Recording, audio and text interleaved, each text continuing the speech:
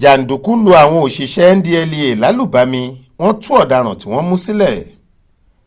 Títí dàkókò tá a fi ń kó ìròyìn yìí jọ làwọn òṣìṣẹ́ àjọ tó ń gbógun ti gbígbé oògùn olóró nílẹ̀ yìí National Drug Law Enforcement Agency Ndlea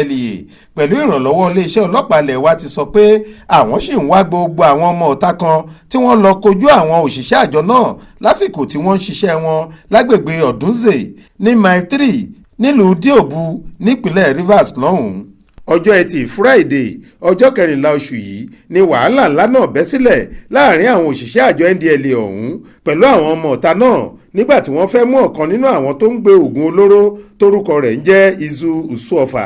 táwọn èèyàn túmọ̀ sí 50 tó jẹ́ olórí àwọn oníṣòwò egbòogi olóró lágbègbè náà lọ. Aláròyé gbọ́ pé gbàrà táwọn òṣìṣẹ́ Ndlea yìí dé ságbègbè náà ni wọ́n ti lọ fọwọ́ òfin mú 50 níbi tó wà pẹ̀lú ọ̀pọ̀lọpọ̀ egbòogi olóró tó ń tà tí wọ́n ká mọ́ ọ lọ́wọ́.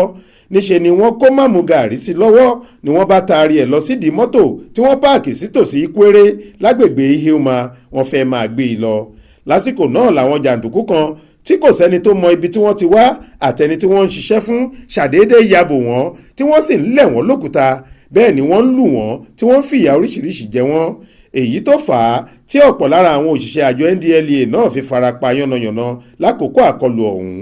Nígbà tí wọn yóò fi pe àwọn ẹlẹgbẹ́ wọn fún ìrànlọ́wọ́ wọ́n ti lù wọ́n ṣe léṣe bẹ́ẹ̀ ni àwọn jàǹdùkú yìí ti já 50 gbà kúrò lọ́wọ́ wọn wọ́n sì gbé ọkùnrin náà lọ pẹ̀lú ṣẹ̀kẹ̀ṣẹ̀kẹ̀ tó wà lọ́wọ́ ẹ̀ pẹ̀lú gbogbo egbòogi olóró tí àwọn àjọ náà ká mọ́ ọ lọ́wọ́ ni wọ́n bá sá lọ pátápátá.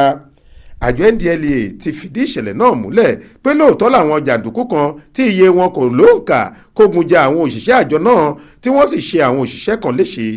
Alukoro wọn nípínlẹ̀ Rivers ọ̀gbẹ́ni Emmanuel Ogbungbada ṣàlàyé fáwọn akọ̀ròyìn nílùú Port Harcourt pé lóòótọ́ níṣẹ̀lẹ̀ náà ṣẹlẹ̀ lágbègbè Ọdúnzè tí wọ́n sì ṣe àwọn èèyàn wọn léṣe gidi gan. Wọ́n tún tú ọ̀daràn tí wọ́n pè ní 50 sílẹ̀ tí wọ́n sì tún kó gbogbo egbòogi olóró tí wọ́n gbà lọ́wọ́ rẹ̀ sá lọ pátápátá. Aláròyé gbọ́ pé àṣẹ ti wá látòkè báyìí pé káwọn òṣìṣẹ́ àjọ Ndlea náà ṣiṣẹ́ wọn bí iṣẹ́ láti tún lọ fọwọ́ òfin mú 50 pẹ̀lú gbogbo àwọn ọmọọṣẹ́ rẹ̀ tí wọ́n kópa burúkú nínú ọ̀rọ̀ ọ̀hún. Ọ̀gá àgbà pátápátá fún àjọ Ndlea nípínlẹ̀ Rivers Ahmed Mahmuda ti rọ gbogbo àwọn òṣìṣẹ́ àjọ náà nípínlẹ̀ ọ̀hún pé kí wọ́n má ṣe jẹ́ kí ohun tó ṣẹlẹ̀ náà kó ìrẹ̀wẹ̀sì ọkàn bá wọn.